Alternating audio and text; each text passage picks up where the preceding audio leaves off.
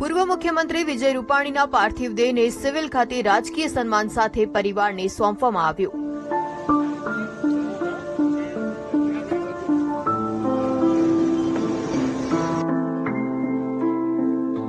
પાર્થિવ દેહ બહાર લાવતા અંજલિબેન ભાગી પડ્યા હતા.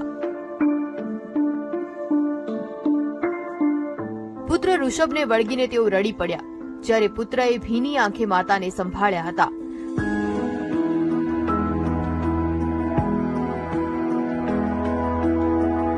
આ દરમિયાન મુખ્યમંત્રી ભૂપેન્દ્ર પટેલ સહિત નેતાઓએ વિજય રૂપાણીને શ્રદ્ધાંજલિ આપી. પરિવાર એરપોર્ટ માર્ગે રાજકોટ પહોંચશે. અહીં પૂર્વ મુખ્યમંત્રીને શ્રદ્ધાંજલિ પાઠવતા પોસ્ટર લગાવવામાં આવ્યા છે. તેમના રાજકોટ નિવાસસ્થાને પાર્થિવ દેહને અંતિમ દર્શન માટે રાખવામાં આવશે. અહીં તેમની અંતિમ યાત્રાની તૈયારી કરવામાં આવી છે. આખો વિડિયો જોવા માટે ડાઉનલોડ કરો દિવ્ય ભાસ્કર એપ.